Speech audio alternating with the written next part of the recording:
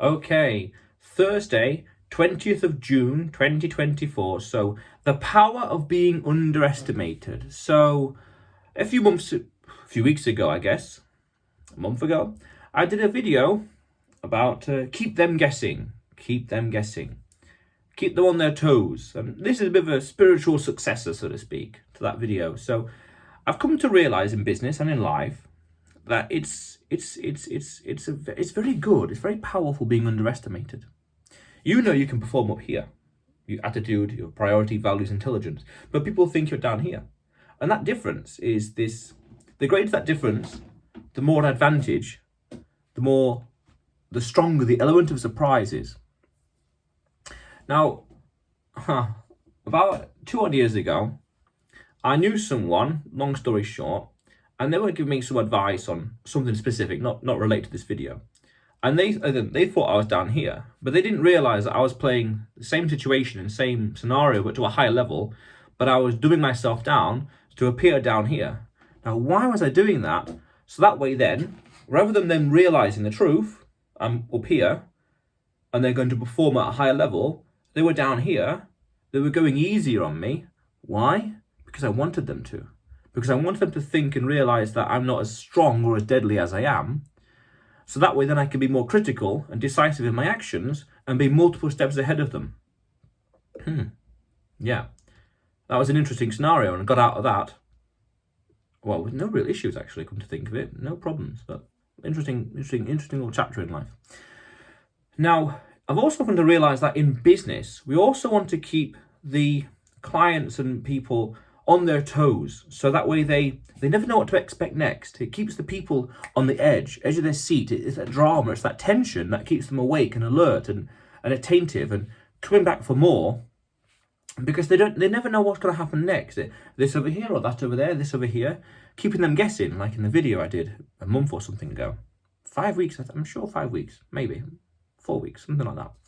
But it keeps them guessing. And when they underestimate you, the element of surprise is greater, as I said earlier. Now, why do we want the element of surprise? So the battle is easier. The war is won easier. Because Sun Tzu, Art of War, the best way to win battle, scenario, debate, situation, conflict, resolution, you name it, is to fight, not fight at all. The less fighting we do, physically exerting energy and stress and pressure and calories and time to achieve this, here's the goal, but the less energy we use to get this, the better. Why? Path of least resistance. We get what we want using less energy. So if people underestimate us, like in the scenario I talked about, if they underestimate us, then we can achieve victory, we can achieve what we want faster, easier, quicker, you name it. Smart. Nice. Very good. And yeah, keep them guessing, because then people don't. But at the same time, on the flip side, if they underestimate you, then they might not take you as seriously. So we can't allow ourselves to be too underestimated, because they won't take us seriously. Meaning, if we try to do something, they deny it, they reject it, things like that. So it's a very fine balance. We don't want to be overestimated. That's also quite inefficient as well, to put it mildly. But we don't want to be too underestimated either. Both, again, inefficient. We need just enough so there's less resistance. Now, again, why do we want things easy? Because you can argue we want things hard, so it's more stress, so we grow, and I agree. But then again, why not have both? Why not have the intelligence and discipline, the higher intelligence and discipline and assertiveness, but the scenario tipped in our favor? Maintain that discipline, that delta, that element of surprise, and also, of course, other things, intelligence, ability, and standards and values, whatever else. And the general scenario, the situation, the business, or the clients, or whatever else, the situation is tipped in your favor. Why? Because then you have an unfair advantage. Now, not unfair as in unethical, but as in this situation, the odds are tipped in my favor because I have a ace up my sleeve. Fair enough. And the more of those we have, like being underestimated, the easier we get what we want. The easier victory is, the easier it is to achieve and build and create.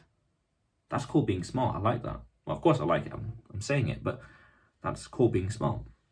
Why not have both?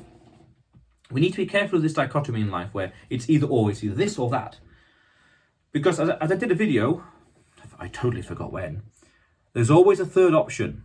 There's always a third option. Let's jot that down. There's always a third option. When you think more carefully, when you think more creatively, think a little extra. There's always a third option. And it's good to be creative because then we can find more solutions for problems. And the third option, meaning there's always another choice. It's this or that. Well, think about it a little bit extra, and we get another idea, another strategy, another way to win. Perfect. So the power of being underestimated, ironically, is underestimated. Fair enough. Yeah, but that's a little interesting thing I realised in business and in life. Keep it that way. Keep it that way. The people make it easier for you. Ironically make it easier for you. Oh, we don't think you can do it. Okay, well, try this then, and snap it up. Done. Especially when you combine that with doing what you say you're gonna do. I'm gonna climb that mountain. Yeah, sure, whatever. Okay, done. I'm gonna run that marathon. Yeah, sure. Whatever. Wow. Now, but then interestingly, as you do the things you're going to do, people are less likely to underestimate you because they see your successes.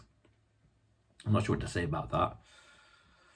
But then actually, no, it's relative, because as you do more things, if you grow faster, mentally, physically, spiritually, you name it, grow faster than the people recognizing your potentials, your abilities, that's good. Again, that delta is, if it's exponentially faster, good. If it's growing at a steady rate, good. But if they're catching up to you, then your advantage is diminishing. Okay, fair enough. So then it's a question of always learning, always be growing, always changing, expand that comfort zone. I did a video about this last Saturday, I'm sure. Expand that comfort zone. Yeah, last Saturday. Jot that down, actually. Comfort zone video, yeah. Yes, very powerful.